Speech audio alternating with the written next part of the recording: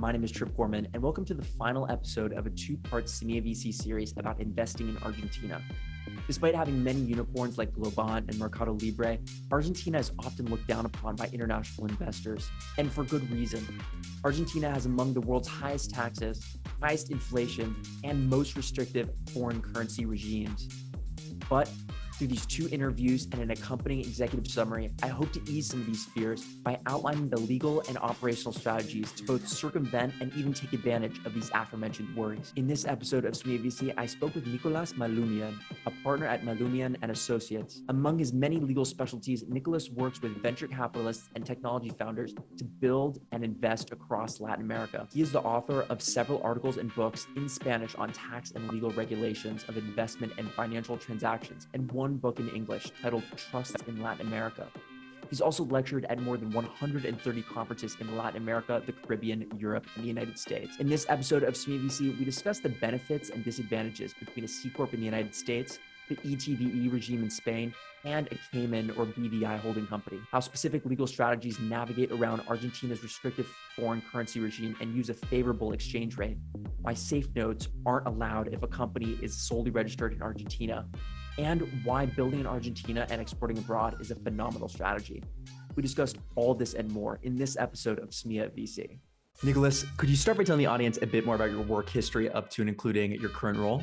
Well, I started being a tax kid. I worked for 9 years for PwC, and then I started my own firm working from legal and tax structures for mainly, I would say, cross-border transactions and financing. And we worked for private equity for many years. And then we started working as a natural development, I would say, for venture capital, because we have the practice of creating limited partnership, holdings outside of Argentina, making cross-border loans and cross-border financing. So for us, it was something like one day we woke up and we were working for venture capital, and it was something like natural. Mm-hmm. So could you tell the audience, because this is part of a series about investing in Argentina and how this all works, could you tell the audience some of the elementary components of how venture capital operates, how tech operates in Argentina with respect to the high taxes, multiple government mandated exchange rates, and rapid inflation? Well, we have a complex environment, as you mentioned. I will make many comments. The first one is when money is coming outside of Argentina, I would say most of the cases you need to create a holding company outside of Argentina to receive the funds. Most of venture capital funds, VC funds, will not make an investment directly in an Argentine company. They will request you to have a company as a holding for your Argentine company that will provide services probably at a very competitive price, but will not be the right place to have the holding for all the group. So the obvious place is to go when your Argentine is your neighborhood. So probably you will want to expand to Brazil, to Colombia, to Chile. Depends on Uruguay, Paraguay, depending on if you are in the software services industry or you're in the biotechnological industry. Biotechnological, again, what we see in the practice will go to Brazil for obvious reasons. And probably software as a service will go to other places before.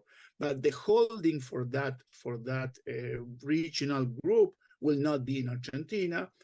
The choices we have seen are the first and most obvious one, a C Corp in the United States.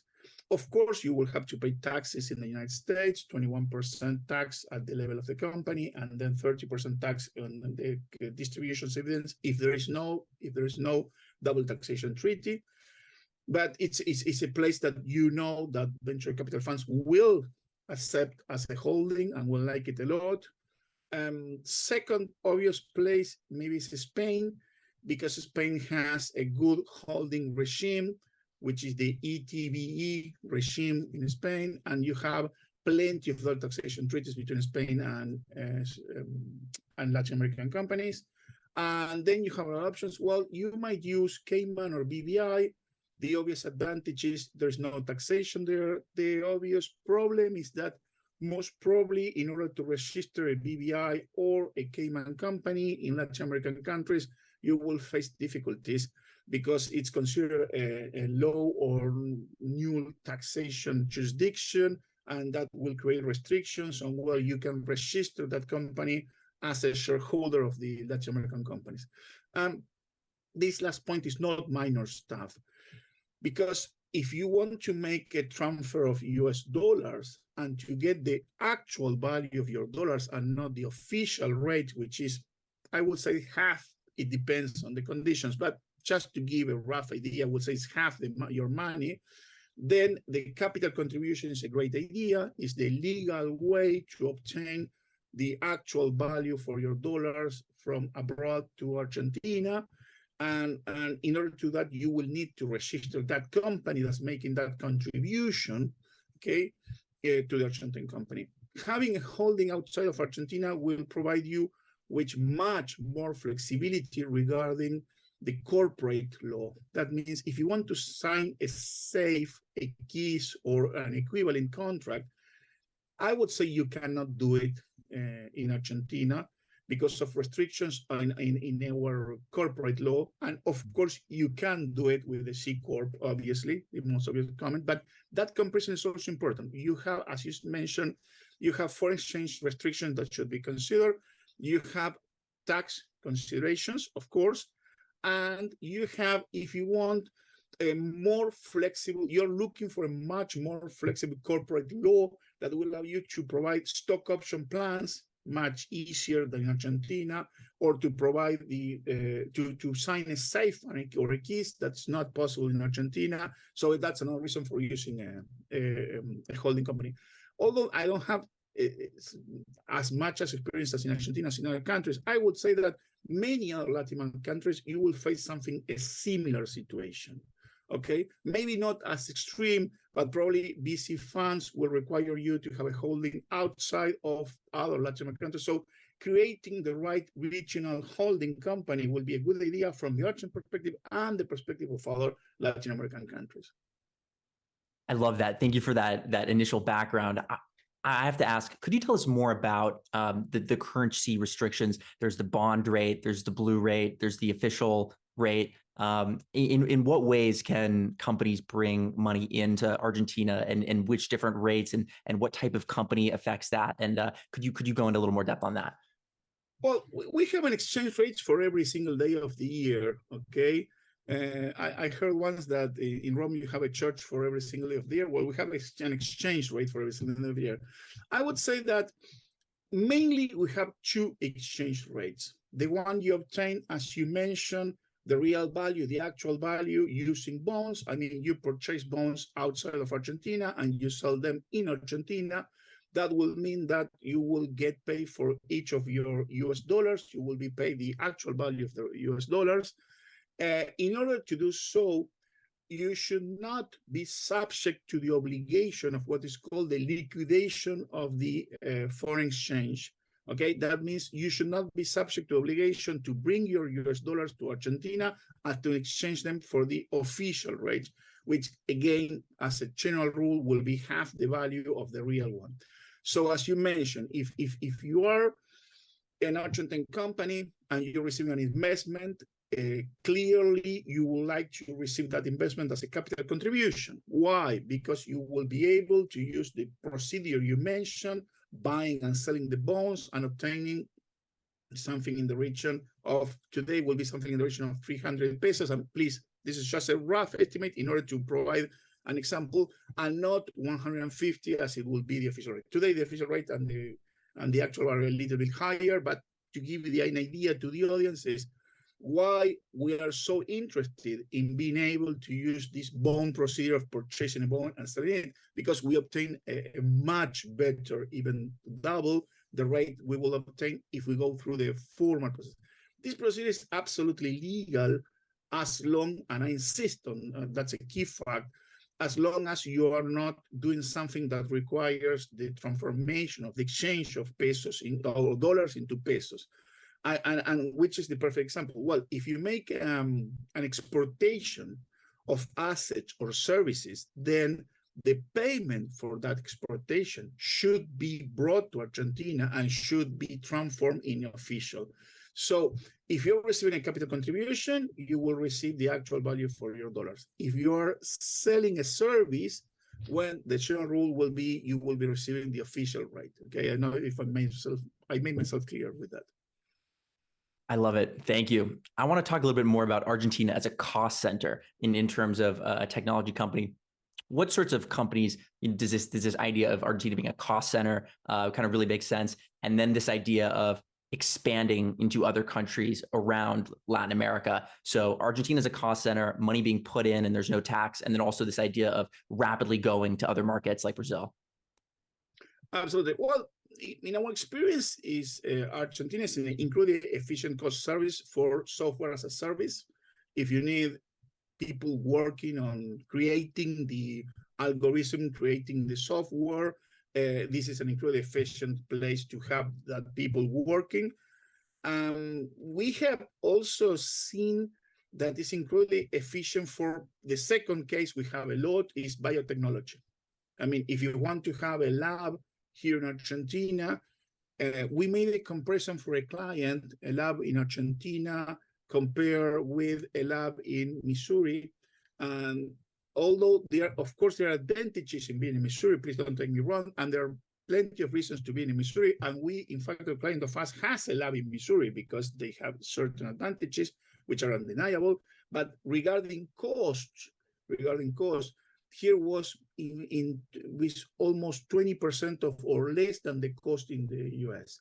Again, you have advantages in the US. There are reasons to use the US, but if what you're looking for is, in this case, to run tests regarding certain biotechnology, well, then Argentina was incredibly efficient regarding the people you have and the level of English you have here and the level of lab you can develop here in order to produce or to generate or create that technology. And what would be the taxes on a situation like that when a company's operating in Argentina and they're losing money because they're spending all this money on R&D? Well, if you're receiving capital contributions, you're losing money, then there will be no income tax, okay? The asset tax that used to exist, that was similar to, and I emphasize this rough analogy with the minimum tax in the US, does not exist anymore in Argentina. So most probably you will not be subject to any, and you won't have a tax that is at the level of provinces. Provinces, if you want, are the equivalent to states in the United States. You won't have ingresos brutos or gross income tax. You won't have it. So the point is, you should be able to prove that you are in a startup process, that you're starting with the company, and that it's reasonable to be receiving capital contributions and losing money. So it's something you can support and explain for the first years, but then at a certain point, you will be in the situation to explain why you are all losing money. Might be because in the case of startups, it could happen that you are losing money for years, but you have to be able to prove to the tax authorities that that's the actual real situation. Okay, we are working in order to create a situation that will allow us to earn money, but it's not the case anymore. In that case, you will be in a pretty advantageous situation. Just let me make a second comment. What we have seen is when we have the holdings in the US, this is might be a technicality, but something we have seen a lot is we should change our companies to SRL, Sociedades Responsabilidad Limitada, and not Sociedades Anónimas, not SAs, because that allows you in the US to do the check the box, to take the expenses of the Argentine company as your own in the US. So if you check plenty of big companies, including MercadoLibre or Ford Motor, are SRLs in Argentina, that's something we insist a lot when we create the holding to transfer the Argentine company. So you are able to take those expenses of Argentina in the foreign company. Okay, so that's one of the reasons we are asked why such big companies are Sociedades Responsabilidad Limitada, SRLs, and not Sociedades Anónimas. Well, that's a tax reason. You can do the check the box and you can get these expenses of this company that is losing money, use those expenses in the US. I love it. I want to ask a follow-up on some of the things you said before. So we've discussed kind of the Argentine company with connection to the same company that has a holding in the US, Spain, or in the Caribbean. Could we go over very quickly really what that importance is for both the VCs who want to pull their money out at some point and the company? Just the the pros of all the reasons why these companies have this kind of split model. Well, the very first thing that will happen is that you will have to allocate funds among the companies. I mean, if you have a cost center in Argentina, and then you have a company earning money, just an example, Brazil happens a lot, and then we want to go to Colombia, just an example, we will have to move money from the Brazilian company to the Argentine one to pay for the services, and then to the Colombian company, or to create the new Colombian company. So having the right holding will allow you to move the money up to the holding. Do not have in that jurisdiction foreign exchange rules that will restrict you that movement of funds, not too good to have a reasonable or efficient, at least, tax situation that those dividends or capital reductions or distributions are not heavily taxed, so you have money left in order to make your investment. And ideally, to have that holding being the owner of everything will allow you to do the IPO or to sell your company in a very, what the expression in Spanish is a very tidy way. I will say a very efficient way, probably will be the right expression in English, because then someone walks in and says, hey, I want to buy all your companies. And you have, well, I do have my holding. It is the owner of everything. And as long as I sell you that company that can reallocate funds among the operative companies efficiently, I will be selling you the whole thing. And well, those are the other substances, helping you to move funds among the operative companies that they needed, pay for the service efficiently. And if you want to do the IPO or do the sale, the cash event, if you want, that will allow you to sell the holding company and easily and fast. And I want to clarify. So from when VCs who are abroad, when they're investing in an Argentine company, where is that money going? Well, the money, formally speaking, will go from the VC fund to the holding company. If you have a C Corp in the US, it will be an internal movement. It won't even, from those who, when you work with banks, you have an expression there. It's not a SWIFT, it's an ABA. I mean, it will be a movement between two American accounts, and you won't even have to make an international transfer, okay?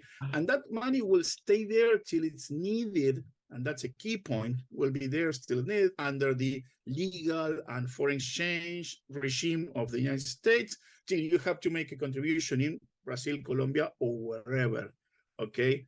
And you will use it. And probably you will pay a lot of expenses from there. And in cases you want to create an operative company in the United States because you are either selling or you need services from the United States, as in case of biotechnology, well, the money is already in the United States and you can do it. In fact, one of the things we see, which is not used by traditional VC funds, but from angel investors or alternative investors, if you allow me the expression, is that they have pesos in Argentina or they have reais in Brazil, and they make the contribution in the local company. But one of the reasons, of course, they do it because they like the project, obviously. But one of the reasons they do, or one incentive to do it, is that then they will exchange that contribution to local company for shares in the holding company. So at the end of the day, the person had reais or had pesos, he transferred to the local company. The company used that to produce software, to go on gaining knowledge, whatever the startup needs.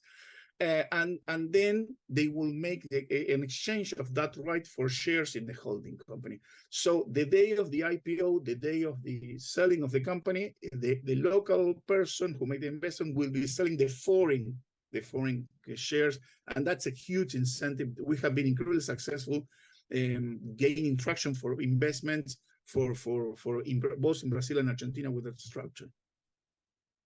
Now I want to talk a little about the Argentine market. So what are the advantages and disadvantages of building a technology company like exclusively in the Argentine market? And then what are some of the incentives for companies to quickly build a footing in places like Colombia, Mexico, or Brazil that have Argentine founders? Well, the advantage of Argentina is that to fail, which is something that you should be prepared in the startup world, is cheap. That's simple. I mean, we have seen it. We have seen companies.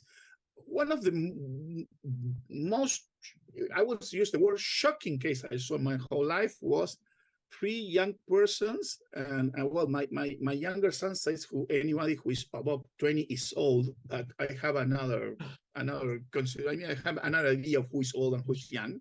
But anyway, 3 young persons said, "Okay, we are creating." They got out of the university. They sat down in an apartment and they started an algorithm, and they start doing trading. Okay, and they start hiring services. And you can see the amount of money they spend in order to create the company, hire lawyers, have tax advice, and put in place plenty of contracts, and then hire people to help them. And you compare with the amount of money you would have needed in somewhere else in the world. And it's like, I was listening to a great friend of mine. He's an expert on intellectual property. He traveled to India. And he was saying exactly the same thing. I say, when you see how cheap it is to create software there, well, same thing here. I don't know if we are cheaper or not than India. I never made the comparison. And again, I'm probably India. I'm not talking about India. I'm talking about Argentina. So probably the big advantage is it's cheap. I mean, you will hire people and get services and get everything in place. So, but then, as you mentioned, when you want to grow, the Argentine market is far from it that big. So probably you will start looking for Brazil or Colombia, which are much bigger markets. Okay.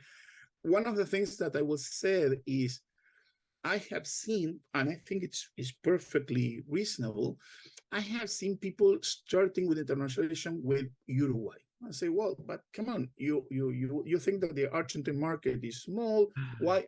Well, you get the practice of being international. You create your holding, you create your second company, you create everything there, you hire people in another country, you start learning how to move the funds, how the money gets out, gets in, which are the problems on which you have practice, and what the bank will request you, and what's the know your client with an international bank, and so on and so on. So when you get ready, you're ready to go to Brazil, which is a much bigger country.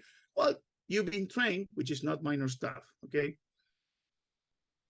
I love this. Do you have any examples of companies that have started from Argentina and you have experience or knowledge on what strategies they use and what experience they have doing this exact thing? Well, we have the obvious case of biotechnological company is BioEuris, which is one of our clients, which they created, they needed technological knowledge and experience that was only available. I'm not if only available, but I think it was not available in Argentina. So we created the holding in the US. That holding in the US created an operative company with a lab in Missouri. We were able to show that we have these 2 labs, the one in Argentina and the one in Missouri. And with that holding company in the US, we start asking for contributions to Argentine partners, and we were incredibly successful in doing so because they saw that we have the holding in place. And then the second stage, in this case, as a biotechnological company, you need a much longer period of time in order to have a minimum viable product. Okay, it's completely different from software as service that you might have a product with your computer from your home. This is not the case. And then you can start thinking about going to other markets. That's a perfect example of how, if it were software as a service, we have a case of a client of software as a service that they started from Argentina. They moved to the cloud, which is today, maybe 5-10 years ago, that was a move. Like, wow, we will lose control of our servers. Today, you say such a thing and people laugh, okay? Like, who cares what a server is? But again, and they started with Mexico. Mexico was a huge success. It took a lot of time for them to be able to move forward after Mexico. And one of the problems they had is we have such a huge company in Mexico that they start asking, do we want to anything else? And they moved to the US, and then they moved to the rest of Latin America. But that was a perfect example of someone started very, very small in Argentina, very low cost, moving to Mexico, growing a lot in Mexico, a lot. That's a huge market for software services. And have I would say most of our clients in the software as a service are looking for Mexico, because if you're good there, then you will expand to the rest of the region comfortably. What else do you think we should cover? I think as you prefer. I would say we should take advantage of the situation in Argentina, in which you have good people and good services at the incredibly competitive price. And as you mentioned at the beginning, we should protect ourselves from some other conditions. We can do that. I think if you want me to summarize in one line, okay, hey, creating the right holding company outside, you will be investing in that company, you will in the future selling that company, and that company could have interaction with plenty of Latin American and have a regional company and a very efficient one. If you want the bottom line, is that achievable? Yes, it is. That's perfectly possible. There we go. So finally, I have to ask Peter Thiel's famous contrarian question with a uniquely Semilla.VC twist. What important truth about Argentina or Latin America do very few people agree with you on? Wow. What's important truth about Argentina? Very few people agree with me. I don't know if I have a secret or something like that. I would say most probably, but the great to this discussion is Argentina has an incredible technological development that is unknown. Okay, that happens a lot with, again, biotechnology. That happens a lot with plenty of areas of knowledge. I will quote one that is very close to my heart, and that was geology. We have companies of geological services, some of them big clients of mine, and we have a huge knowledge and a huge development and a huge capacity to provide those services. And people look at like, what are you talking about? And we are incredibly competitive with our prices. And that's a perfect example. If you can hit that, if you want concentration, that nucleus of knowledge and people, then you will obtain huge, incredibly good services for incredibly competitive prices. Probably, I would say, I don't know if all, but most, but a lot of people will say like, no, I don't think so. And I think that you have an opportunity there, definitely. Amazing. Nicolás, thank you so much for taking the time to come on the Semilla.VC podcast for a very special Argentine-focused episode. Okay. Hopefully it will be helpful for anyone who wants to do anything with Argentina or work with Argentina. I think it will be. Thank you for watching this episode of Semilla.VC. My name is Trip Gorman. Don't forget to like and subscribe wherever you view the podcast. And don't forget to check out our newsletter, Dealflow LA, which can be found by going to dealflow.la.